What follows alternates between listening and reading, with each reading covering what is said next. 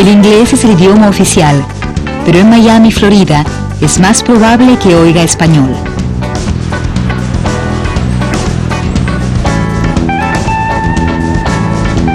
También es común oír música cubana, ver gente bailando el mambo y oler los aromas de comidas cubanas, como el arroz con pollo o los tostones, trozos de plátano verde fritos.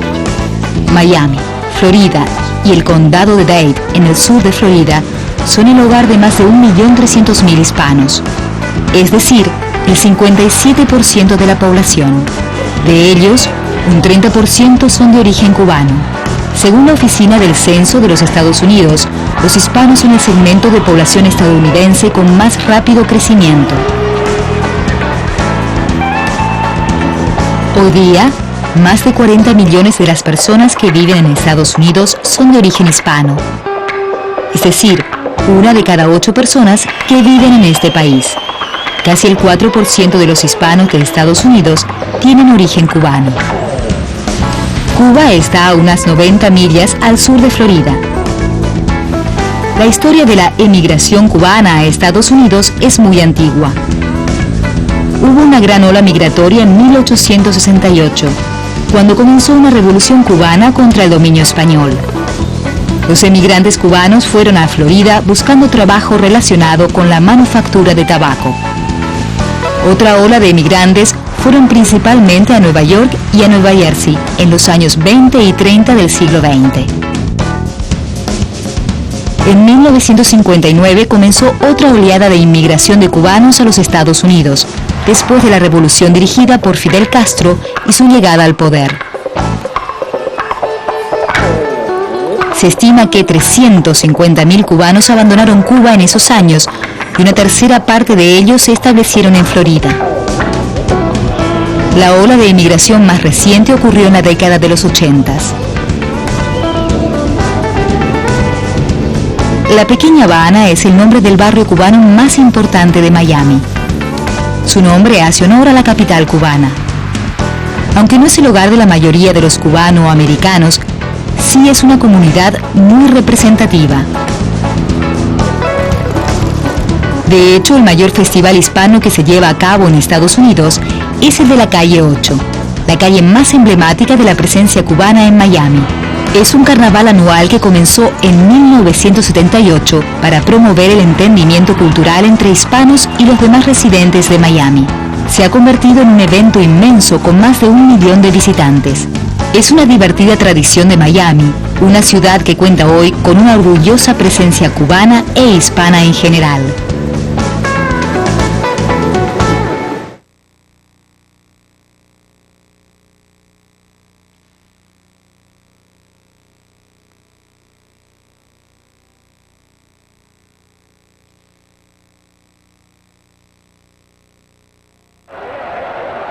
La historia del fútbol creció alimentada por leyendas alejadas de la realidad. Hace unos 50 años, los futbolistas ya cobraban. Sin embargo, sería exagerado considerarlos profesionales, porque para ellos jugar era lo más importante. Ya no importa para quién juegan. Devenido individual, el futbolista se convirtió en un valor de cambio. Si nada lo une a sus compañeros ni a su equipo, está listo para ser vendido y comprado. Lo único que resta es discutir el precio. Se vende fútbol como cualquier otro producto, como una gaseosa o como un comestible. De hecho, existe una publicidad que dice bebé fútbol, comé fútbol, masticá fútbol. Tiene que ver con el tremendo consumo que del fútbol se hace. Pero todo esto tiene un costo. El de sacrificar la propia vida privada para mostrar todo, para vender todo. Te miran cómo te vestís, los gestos que haces, si vas a comer afuera, qué comés, si tomás vino, si fumás, si no fumás. Hay mucho merchandising detrás de todo. Entonces, para vender muñequitos o vender camisetas, en los tiempos de antes, hace 20 años para atrás, la gente iba a la cancha, pero nadie llevaba la camiseta de su equipo. Ahora parece que es imprescindible llevar la camiseta de su equipo, que esto forma parte del negocio. Hoy, las marcas de ropa deportiva obligan a los clubes a cambiar el diseño de sus camisetas asiduamente. El juego cada vez es menos juego y cada vez es mayor negocio, mayor responsabilidad, y entonces juegan un montón de factores para que el jugador quede encerrado y no tenga libertad. Enzo Francescoli, uruguayo, la gran estrella del fútbol, abandonó Europa poco antes de la locura por el dinero. A medida que pasa el tiempo y la velocidad y el espacio se hace menor, es más difícil encontrar un Platini, un jugador así, de una característica mucho más exquisita, mucho más pensada, mucho más estratégica. Muchas veces el futbolista actual no tiene esa rebeldía. El rebelde en el buen sentido, yo quiero decir. Es el artista que dice, yo esta obra quiero hacerla así. El gran cambio se anunciaba desde los 70, pero la verdadera transformación se produjo en los 90. Creo que habrá cambiado cuando la gente que rodea el fútbol se dio cuenta de un negocio. El fútbol puede sobrevivir a la falta de pasión, pero no a la falta de televisión. Ahora los intereses económicos son bastante grandes. Generalmente ahora se usa mucho que los equipos tienen que ser sociedad anónima o que los equipos estén inmersos en lo que es la bolsa. Y eso hace 15 años, 20 años atrás, jamás pensaba que un equipo de fútbol podía estar en la bolsa. El jugador va detrás del dinero y entonces atiende las reglas que le fijan para ganar más dinero. En el fútbol convertido en negocio, nada es para siempre y ningún club puede ser considerado un segundo hogar. Diego Maradona fue una bisagra en la transformación que vive el fútbol. Por un lado su personalidad desbordante y por el otro el enorme aparato promocional que lo acompañó desde que su talento se hizo famoso. Maradona fue el último héroe y también el primer objeto de consumo. Los futbolistas dejaron de ser ídolos para convertirse en productos. Hoy todos ellos tienen un precio y ese precio es el que acuerdan los representantes. La locura por los millones generó que los encargados de vender y comprar futbolistas se hicieran más poderosos que los propios futbolistas. Son muy poquititos los jugadores que son capaces, ellos por sus propios medios, de enfrentar contra este pulpo del negocio. Entonces esta es una cuestión irremediable, la aparición de los empresarios para arreglar los contratos. El no tener un representante implica por ahí tener que esperar mucho más tiempo al ser transferido. Implica un desgaste mucho más grande porque los contratos hoy, no solo en la parte número económica, sino en la complejidad del contrato, muchas veces hay relación de... Hoy existe el merchandising, la televisión. FIFA yo creo que hoy debe ser una de las empresas que más dinero mueve en el mundo. El fútbol superó su primer siglo de vida y se enfrenta a un futuro indescifrable. Es posible que muchos comiencen a creer que el juego, convertido en un gran negocio, deje de ser un juego.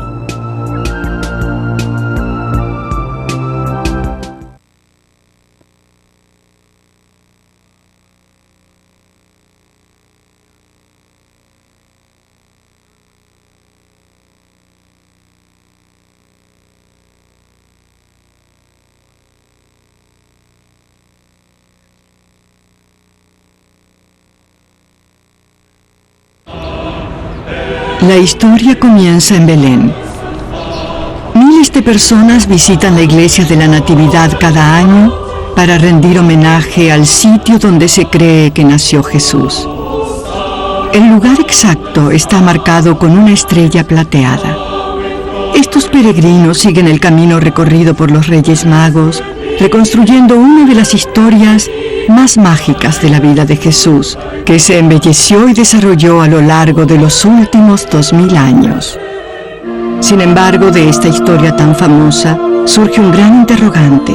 ¿Eran realmente 3 los Reyes Magos?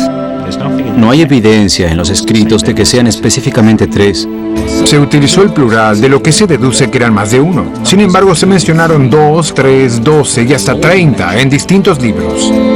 En las catacumbas de Roma, los artistas cristianos aumentaron la confusión. Algunas pinturas en las paredes muestran 2 reyes, y en una de ellas hay 4. ¿Por qué entonces se los conoce como los 3 Reyes Magos? Porque la Biblia menciona 3 obsequios: oro, incienso y mirra. Los Reyes Magos seguramente tomaron el mismo camino, haciendo creer a generaciones de maestros que Saba era el hogar de los sabios. Pero si los Reyes Magos eran magos de Persia, ¿dónde comenzó su famosa travesía? Una opinión prevalece sobre las demás, favoreciendo a Babilonia. Si basamos nuestras conclusiones en la preponderancia de la información histórica y bíblica, el punto de partida fue Babilonia. Aquí es donde encontramos la gran mayoría de magos. Y las similitudes no acaban allí. Como seguidores del zoroastrismo, los magos creían en la llegada del Mesías, un Salvador que ayudaría al triunfo del bien sobre el mal, al igual que los judíos. Los magos de Babilonia tenían el conocimiento necesario para presenciar uno de los milagros más sorprendentes de la historia, la estrella de Belén. Cuando los magos divisaron la estrella de Belén, de inmediato supieron su significado. Un rey nacería. Pero no sería un rey común. Esta estrella simbolizaba el nacimiento de un rey de reyes. Molnar cree que la estrella de Belén fue Júpiter y que el 17 de abril del año 6 a.C., su eclipse reveló el nacimiento de Jesús a un grupo de sacerdotes de Persia. Este acontecimiento solo pudo ser entendido usando los avanzados conocimientos astrológicos que poseían los magos. Los magos vieron la señal que los enviaría a Judea. Reunieron obsequios invaluables y se embarcaron en la búsqueda, internándose en lo desconocido, un peligroso viaje a una tierra distante en busca de un nuevo rey de los judíos. Este se convertiría en uno de los peregrinajes más famosos. Según la tradición navideña, los Reyes Magos encontraron al niño Jesús en un establo. Tradicionalmente, los magos encontraron a Jesús 12 días después de su nacimiento. El 6 de enero es conocido como el Día de los Reyes Magos por esta razón. Los magos desaparecieron, convirtiéndose en un mito. La historia de los magos en el arte cristiano es extraordinariamente elaborada y desarrolla toda una noción de que los magos pertenecían a la realeza. Sus simples vestiduras persas se transformaron en togas y coronas reales. Es un cambio interesante que tiene lugar a fines de la Edad Media y que abarca a magos y reyes. Fueron convertidos en santos y además representan las 3 edades del hombre. Los magos llegaron a representar a toda la humanidad, la juventud, la mediana edad y la vejez. Con el Renacimiento, la gente llegó a dar a los 3 magos un simbolismo que transponía las fronteras de la raza, el color y el credo. Uno de los magos se supone que provenía de Etiopía y era de raza negra. Otro venía de Persia y el último de India. Creo que esto no tenía una connotación en particular, sino que quería dar un sentido multicultural y multirracial al reconocimiento de Jesús. La generosidad de los Reyes Magos hacia Jesús es la razón por la que hacemos obsequios en Navidad. En algunos países, los obsequios no son entregados en Navidad, sino en el Día de Reyes, el 6 de enero. Y los regalos que ponemos debajo del árbol no los trae Papá Noel, sino los Reyes Magos. Durante 2000 años, los magos fueron reinventados por los diferentes habitantes del mundo entero. La historia de los Reyes Magos siempre estará rodeada de misterio. Pero para millones de personas, su viaje continúa año tras año en Navidad.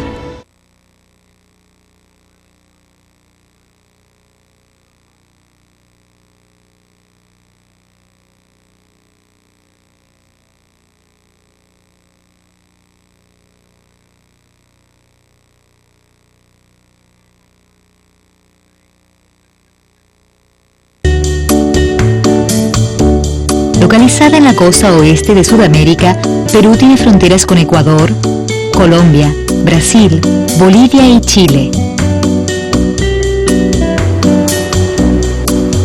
Perú es un país de contrastes.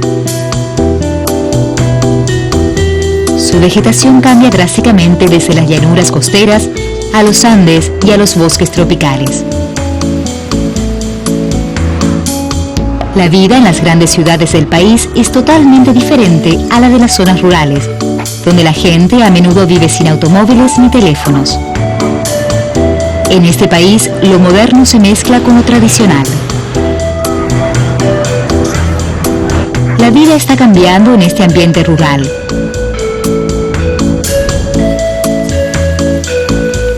Echemos un vistazo a cómo los peruanos están encontrando una forma de ganarse la vida usando sus recursos naturales.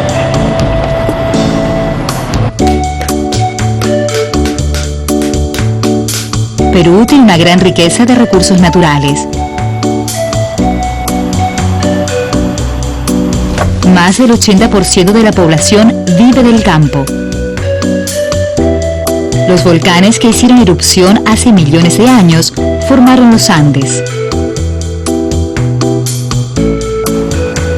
Por debajo de esas montañas quedan restos volcánicos.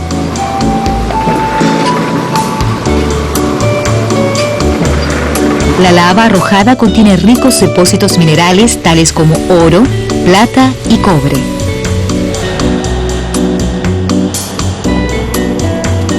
María Alfaro trabaja como chofer de camión acarreando tierra rica en mineral de la mina de oro más grande de Perú.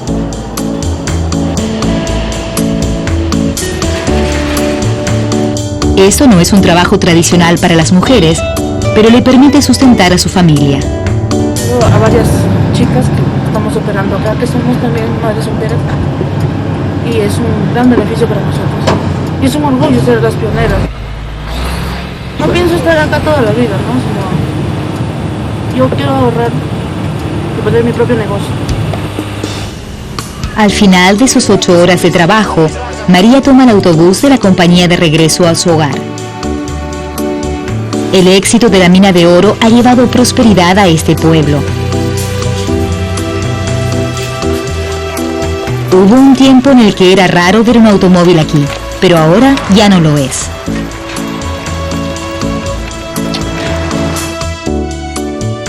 En la ciudad de Ica, situada en las regiones montañosas entre la costa y los Andes, prosperan las granjas de espárragos.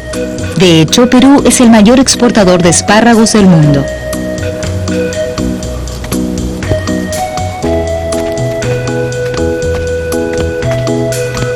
Ica es un invernadero gigante. Nunca nieva, nunca llueve. No ha llovido en casi 1 millón de años en Ica. Las cumbres de los Andes protegen las regiones altas de la lluvia.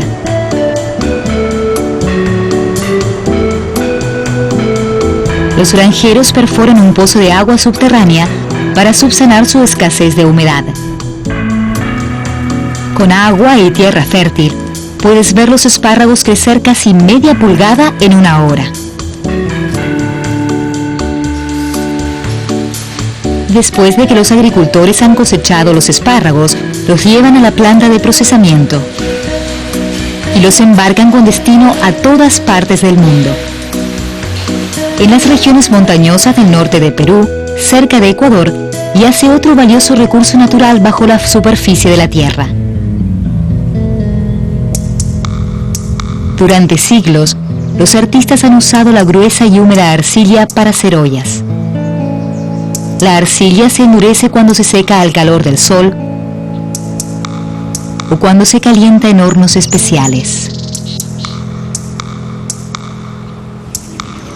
Por ejemplo, esta cerámica ya está cocida a 950 grados, donde el sonido es así sonoro, que en comparación con la cerámica que se hacía antes, es de mucho mejor calidad, ¿no?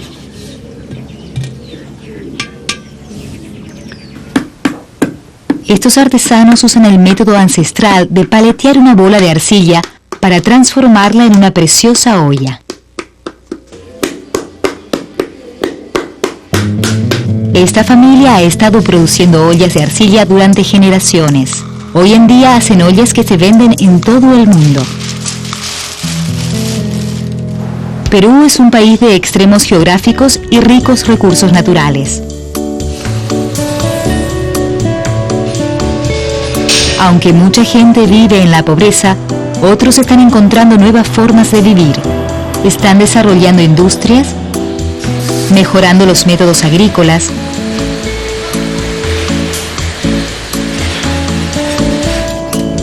y creando productos que se venden en todo el mundo.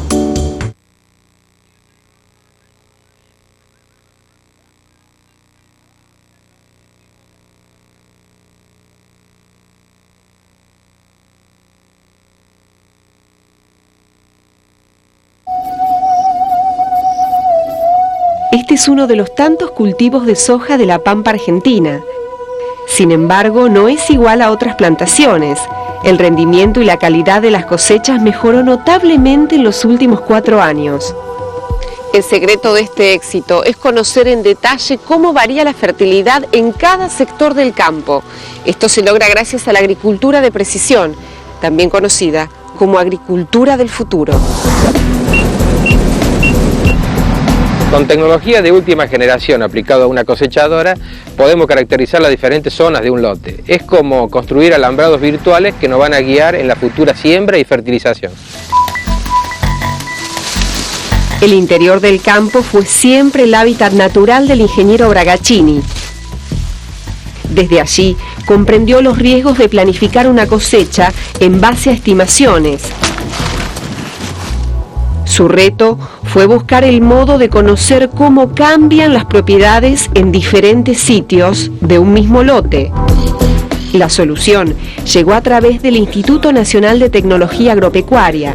Desde allí, coordinó la introducción de la agricultura de precisión en la Argentina. La base de este método es la recolección de datos mediante un sistema informatizado con posicionamiento satelital incorporado a la cosechadora. El primer paso es colocar la tarjeta de memoria en el monitor de precisión y especificar algunos datos muy sencillos, como el tipo de cultivo. Del resto se ocupan los sensores anexados a la cosechadora, que establecen la cantidad exacta de grano que se levanta en cuestión de segundos. La antena satelital, colocada en el techo de la máquina, registra la referencia geográfica del sitio que se cosecha.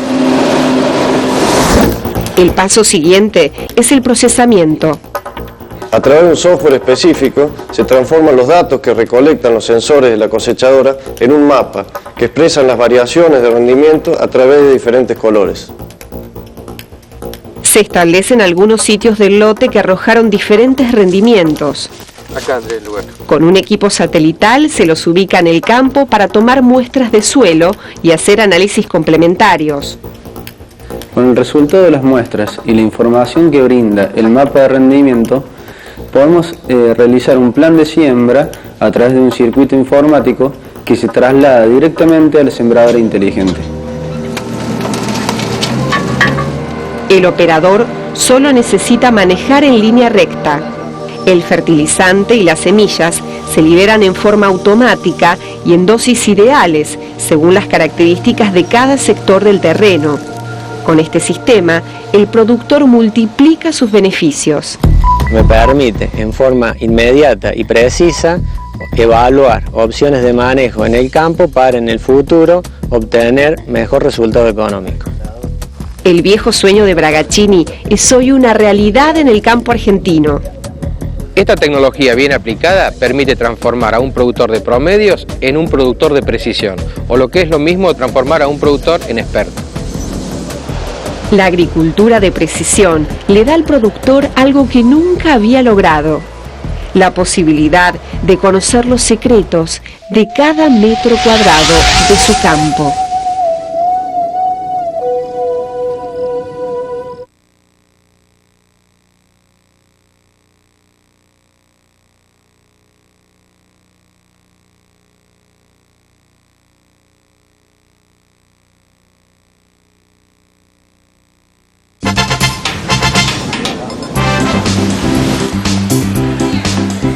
La música forma parte de la atmósfera del Caribe de la misma manera que el calor del sol y las brisas del océano. Festivo y fácil de bailar también, el ritmo caribeño es reconocido en todo el mundo. Por supuesto, hay tantos estilos diferentes de música como islas.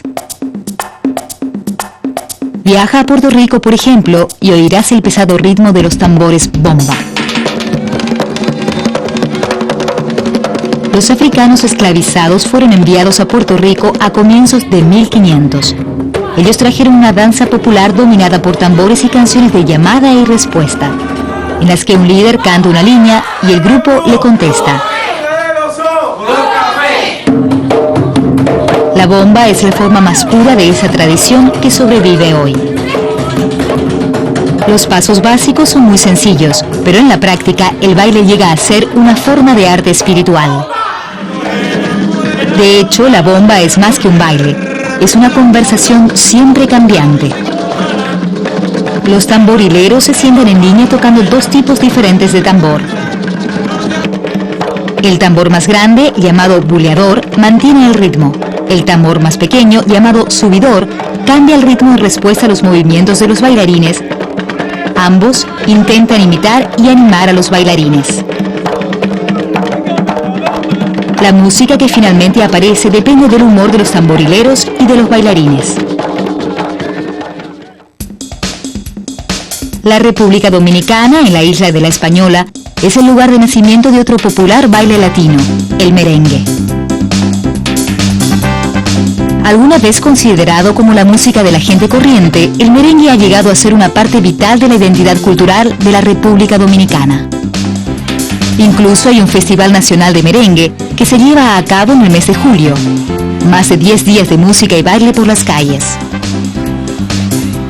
El festival atrae gente de todas partes del mundo, incluyendo el bien conocido cantante de merengue Sergio Vargas, quien creció allí.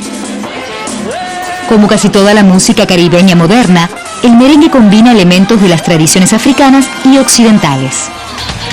Supongo que la mezcla de cosas, ya sabes, es lo que hace el merengue. Es básicamente un ritmo africano, ¿sabes? Pero luego tiene una melodía y la música de, bueno, canciones españolas. Fue el dictador llamado Rafael Trujillo, quien provenía de raíces campesinas, el que adoptó el baile como símbolo nacional. Hoy el merengue se distingue por el uso de 3 instrumentos musicales: la tambora, el saxofón y el acordeón. La tambora es un tambor de 2 parches apoyado en el regazo que se toca con un palo en la mano derecha y la mano izquierda abierta. Durante una canción, la tambora marca el ritmo y el saxofón y el acordeón responden. Esta combinación de ritmos da al merengue su empuje característico que algunos han llamado el pulso de la nación. El país más grande del Caribe, Cuba, ha producido artistas de inmenso talento, algunos de los cuales han sido descubiertos recientemente. Uno de ellos es Israel López, también conocido como Cachao. Cachao, un gran músico incluso desde niño, tocaba el bajo en la Orquesta Filarmónica de La Habana a la edad de 12 años. Además de su don para la interpretación, Cachao tiene el genio de un inventor. Estaba en el baño y oí este ruido de goteo. Lo anoté y pude sacar una melodía de eso. Puedo sacar una melodía de cualquier cosa. En la década de los años 30, Cachao y su hermano Orestes decidieron inyectar algo de vida al popular baile de salón de esa época, el cual era lento y de inspiración europea. Le dieron velocidad y le pusieron ritmos de jazz, y el resultado se llamó mambo. Era algo nuevo, y por eso nos tomó a la gente por sorpresa. Por eso estuvimos sin trabajo durante 6 meses, porque la gente no lo entendía. Nos adelantábamos a nuestra época, mi hermano y yo. En los años 40 y 50, el mambo ya causaba sensación. Los ritmos alegres y los pasos de baile lo hicieron popular en todo el mundo. Como el jazz americano, el mambo se basa principalmente en la improvisación, creándolo en el momento. Aunque a menudo se tocan en una orquesta, los instrumentos principales son usualmente la flauta y el piano.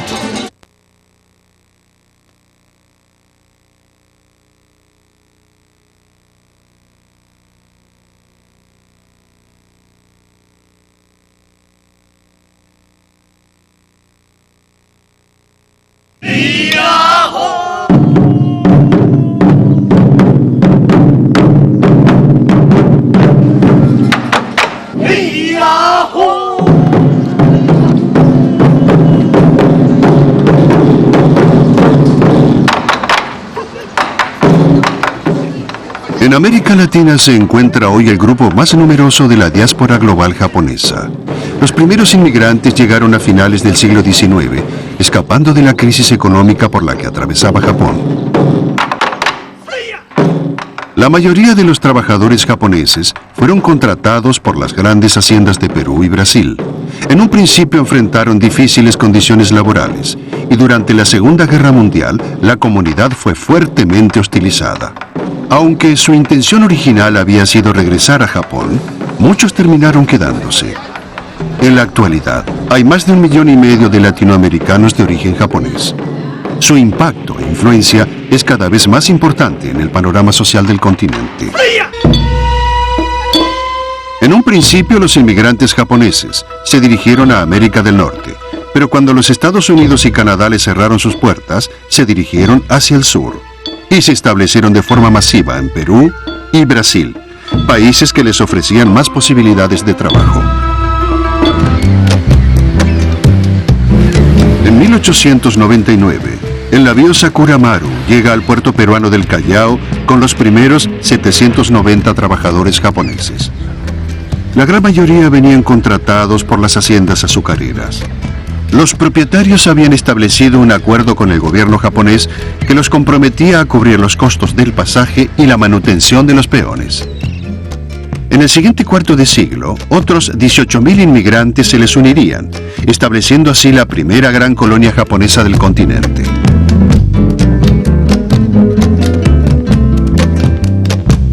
Al comienzo de los años 30, la presencia japonesa ya era visible en Lima, donde los negocios nipones, algunos de ellos muy exitosos, empezaron a proliferar. La colonia peruano-japonesa había alcanzado finalmente su madurez social y económica. En Brasil, el proceso inicial de asentamiento fue similar, pero como a los colonos se les dio más oportunidad de expandirse, la comunidad creció con mayor rapidez que en Perú.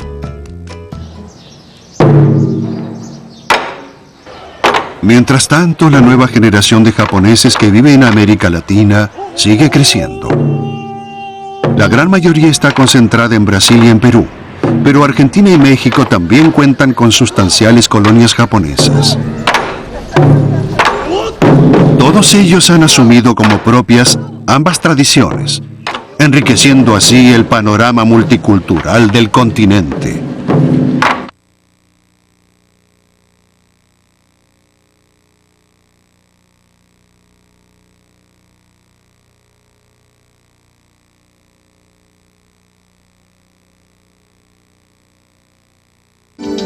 Los elevados índices de radiación ultravioleta B que caen sobre la región altiplánica de Bolivia han puesto en alerta a los expertos.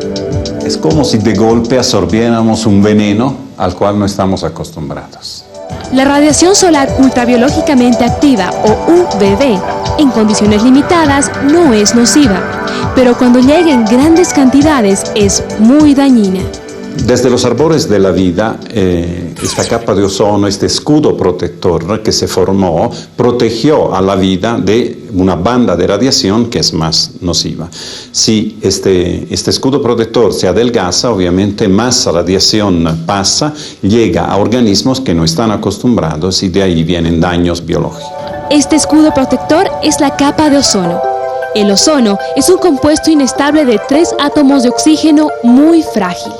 La capa de ozono se encuentra en proceso de destrucción debido a la actividad de los gases denominados fluorocarbonados que desde hace muchos años se vienen acumulando en la atmósfera. Estos gases están presentes en los aerosoles, los motores de las neveras, las pinturas, etc. Y su efecto sobre el ozono es muy destructivo. el espesor de la capa de ozono tiene directa influencia en absorber, no dejar pasar la radiación ultravioleta. Entonces, cuanto más delgada es la capa de ozono, más radiación ultravioleta a la cual los organismos no están acostumbrados llega y provoca daños biológicos. Este equipo, denominado espectrofotómetro, ubica el Sol en su movimiento diario, minuto a minuto, determina su altura y a qué ángulo se encuentra. Asimismo, interpreta su luz, la analiza, la mide y mediante un software que contiene un programa astronómico, transmite toda la información a las computadoras. El impacto de la radiación ultravioleta B depende también de factores climáticos y estacionales. En el caso de Bolivia es determinante, ya que las zonas pobladas más altas de este país superan los 3.800 metros sobre el nivel del mar y el índice de radiación UVB es 40% más que en el resto del mundo. En el ser humano, una quemadura de sol aparentemente inofensiva puede desencadenar procesos graves como envejecimiento prematuro y dermatosis de altura. Existen enfermedades severas como es el cáncer de piel, ¿no? Ya sea el vaso celular o el espino celular, por ejemplo, que son característicamente causados por la exposición a la radiación ultravioleta. Pero uno de los efectos más comunes de los rayos UVB en los ojos son las cataratas. La radiación ultravioleta afecta a las células cristalinianas y de acuerdo al grado de agresión que sufren estas por parte de la radiación, a medida que va pasando el tiempo, estas se van volviendo más opacas y de esa manera se forma la catarata. Si bien existen acuerdos internacionales para preservar la capa de ozono y evitar el impacto de los rayos UVB desde los años 90, aún queda mucho por hacer. No es tanto que la naturaleza haya cambiado, se haya vuelto peor, sino es más una actitud del hombre hacia la naturaleza que ha ido cambiando, hábitos que lo hacen más vulnerable a los daños que pueden venir de la radiación ultravioleta. Bolivia encara el tema de manera práctica y austera. Invierte $0.01 por habitante en sus campañas de prevención, con buenos resultados para sus habitantes y la salud del planeta. De todas maneras, el hombre y los gobiernos del mundo deben asumir su responsabilidad frente a este problema, que se agudiza día a día.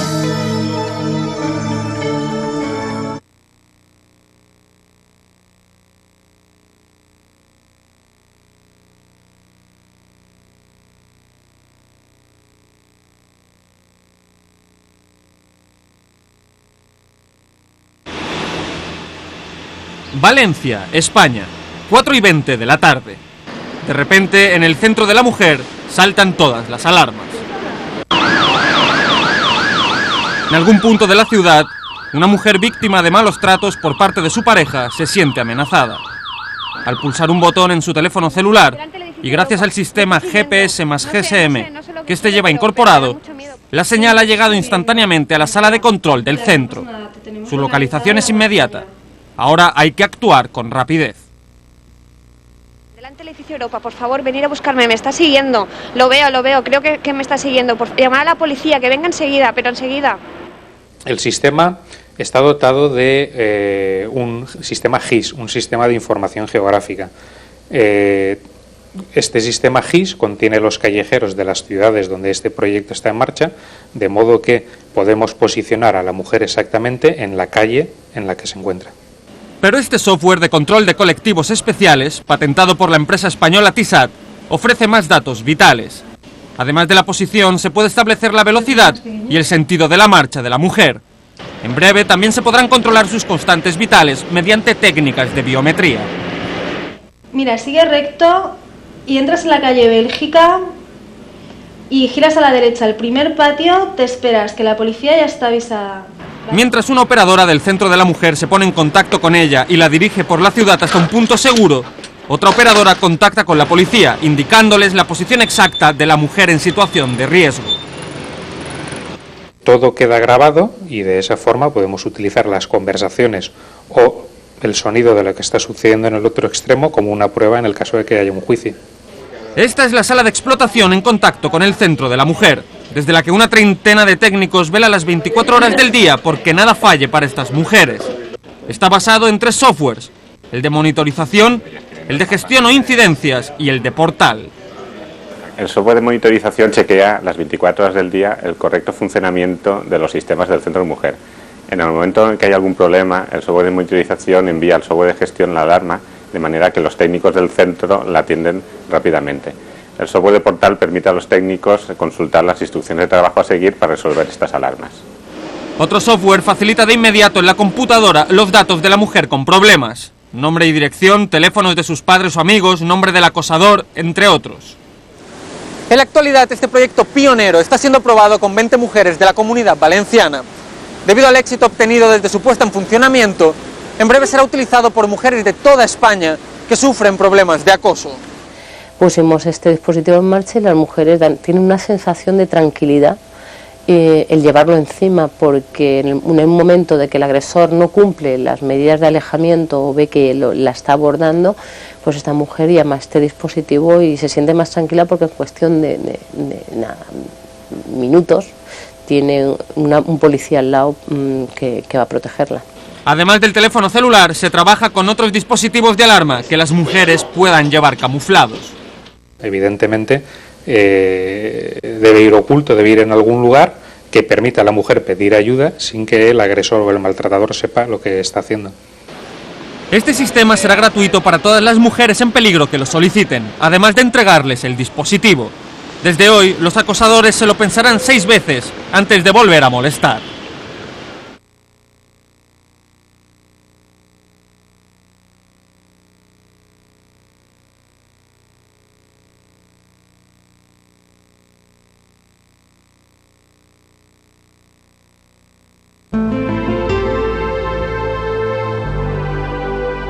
Se diría que el desierto de Atacama no es el lugar apropiado para ir en busca de vida.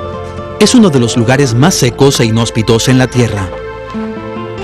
Pero debajo de la caliente arena encontramos la historia de una civilización perdida. Una historia que nos cuentan los restos momificados de las gentes que conquistaron el sur de Perú hace 1000 años. Se llamaban los Chiribaya.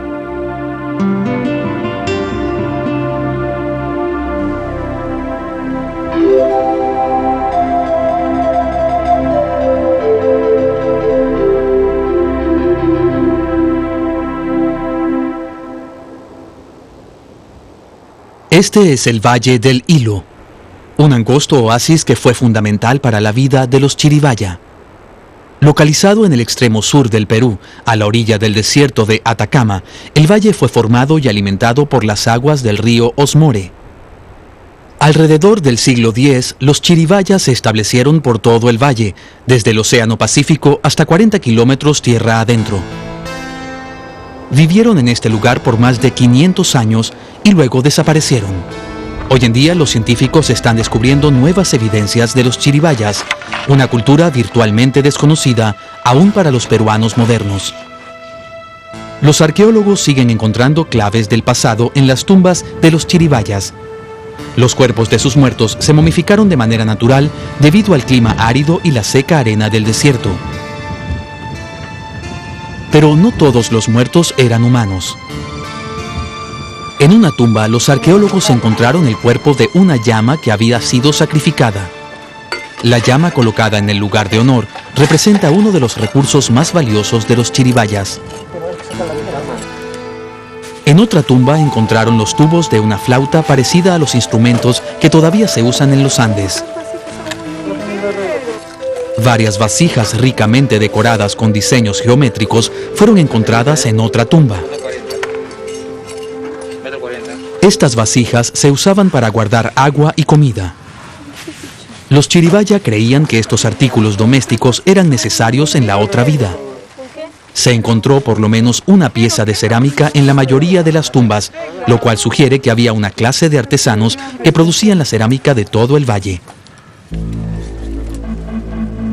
Finalmente se descubrió el cuerpo de un individuo Chiribaya envuelto en una tela roja llena de polvo.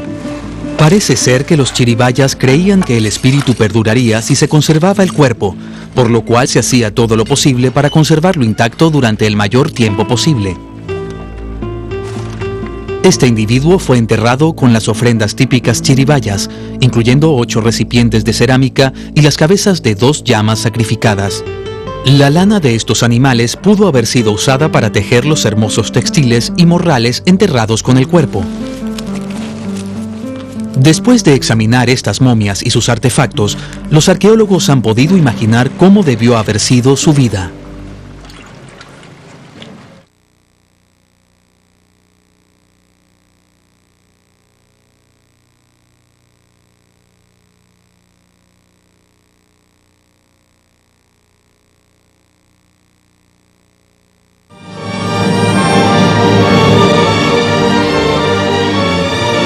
Puerto de La Habana en la actualidad. Hace 100 años arribaba aquí el buque de guerra estadounidense Maine. Vino hasta aquí para proteger los intereses estadounidenses o provocar al gobierno español. En la noche del 15 de febrero de 1898, un terrible desastre afectó a 2 continentes.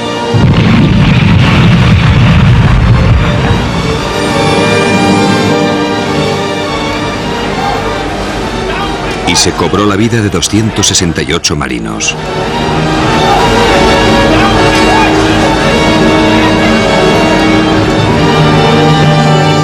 El mástil del Maine naufragado apuntaba al cielo y había que decidir quién había sido el culpable.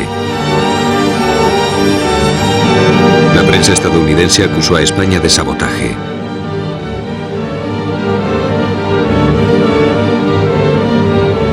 Los 2 gobiernos estaban al borde de la guerra por la isla y en aquel momento la tensión alcanzó su punto más alto.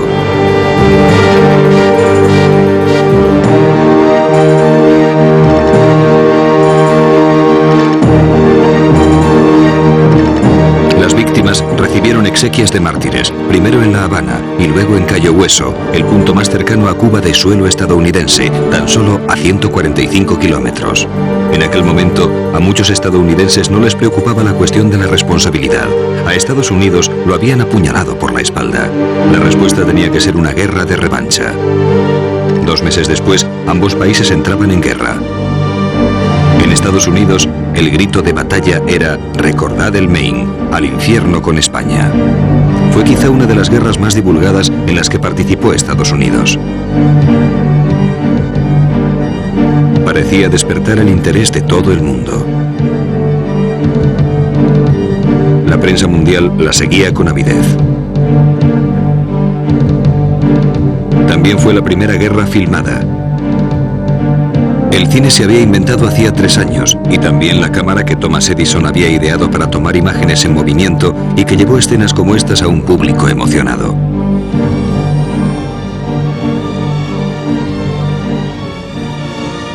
Cien años después, recordamos una guerra en la que perdieron la vida más de 600.000 personas.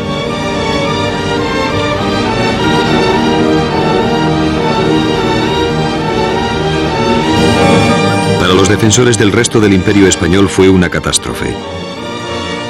Los cubanos, puertorriqueños y filipinos vieron cómo se traicionaban sus sueños de independencia. Para el tío Sam, la personificación de los Estados Unidos fue la oportunidad de regodearse con nuevas conquistas. Era una situación paradójica en un país surgido de la rebelión contra la tiranía colonial del Viejo Mundo.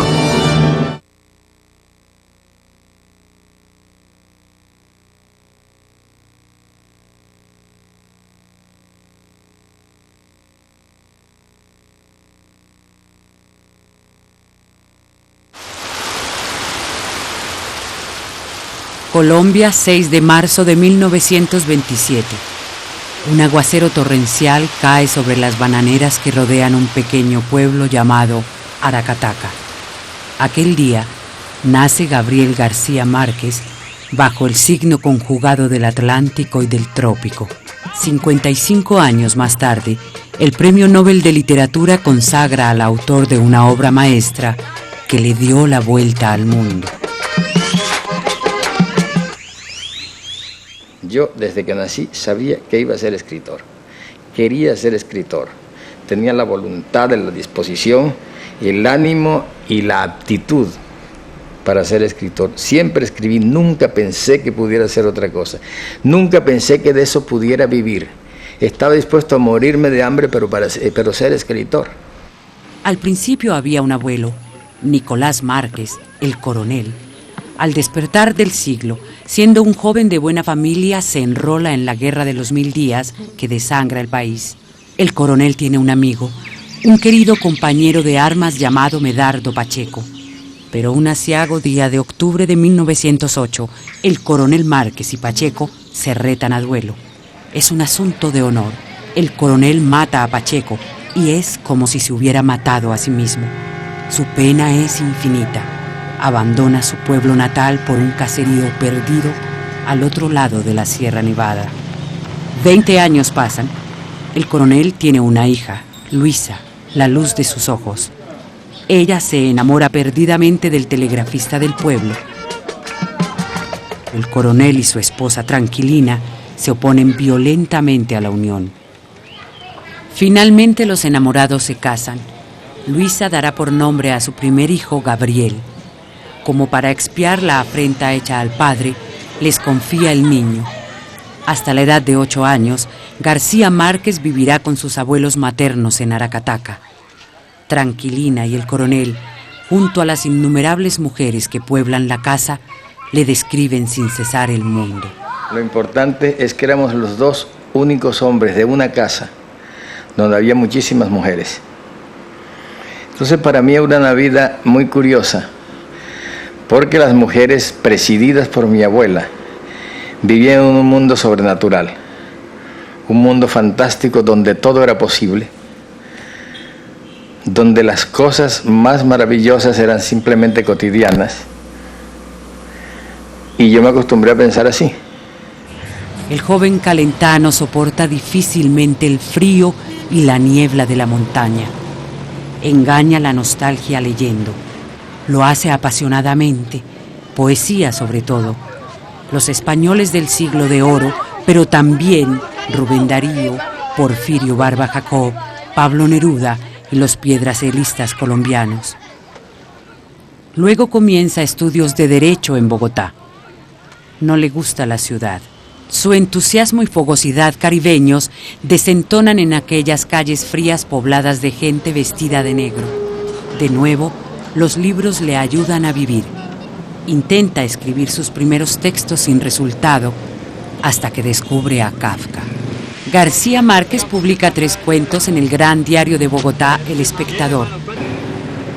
Al cabo de innumerables artículos y columnas, García Márquez se forja una concepción original y ambiciosa del reportaje.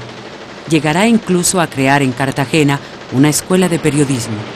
Los escritos del periodista García Márquez llevan todos la marca de un compromiso radical, compromiso literario, cívico y político. Se hizo famoso súbitamente con el éxito de 100 años de soledad, acomodándose a una gloria a menudo embarazosa porque sabe que es sinónimo de influencia. Milita por los derechos humanos, crea la Fundación Aveas para la defensa de los presos políticos y recorre el continente sin descanso como hombre político de emergencia.